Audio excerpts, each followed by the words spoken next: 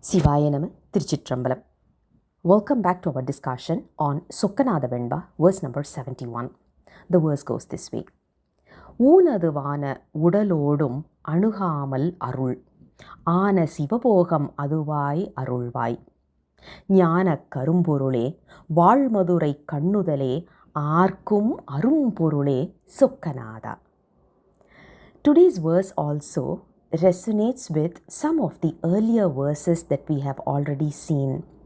The inner crux of this verse is very simple: to get rid of this vicious cycle of birth and death and to permanently stay put in Lord Shiva's lotus feet. Overall, that is the meaning of this particular verse. But in order to understand it a little bit more deeper, we need to go back to the concept of Saiva Siddhantam. We were all once upon a time in the form of complete ignorance, which is called as Kevala Nilai. Kevalam, the state of Kevalam means it is something that we didn't even realize that we existed. Complete entanglement of ignorance was taking us over. Now, looking at us, Lord Shiva, because of his compassion, because he knew the soul is supposed to be in a very happy state, but unfortunately it is entangled with Arnavam. So what he does is, because of his grace, he is trying to bring us out of that Kevalam state. So we get into the next state, which is called as Marul. Marul is a state where we are given a body, we are given a consciousness, we are given whatever we have as of now around us. Dhanu Karana Bhuvana Bhoham. The body, the sense organs, the place where we are living, and the happy or the sad feelings that we are going through, or the enjoyments that we are having as of now. Now, once we start enjoying those, we forget about everything relating to God. We just get more and more satisfied with our sensory organs. One fine day we decide, once we see all the sufferings that we are going through, that is when we realize that this is not the real happiness.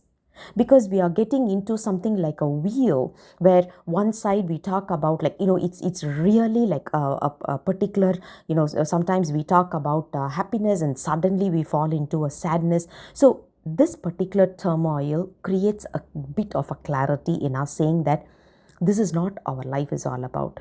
So we have some other inner reason, that is why we are being born. Now, because of this, Lord Shiva gets us into the next state called as Therul, because of his Arul. Arul is nothing but his grace. When he's bestowing the grace, we get a little bit of a clarity to say, looks like there is something called as God that is existing. Now, because of this particular clarity, we start longing to see what we call it as Porul, which is nothing but Lord Shiva. He is the ultimate being that we are longing to be with, longing to see, and longing to reside permanently with. And how is this going to be given to us?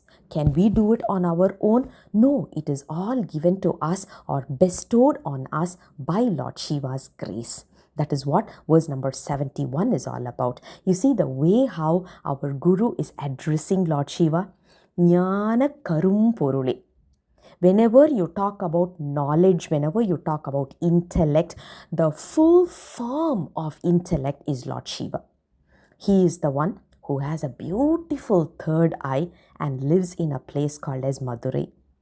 He is not that easily reachable by normal people.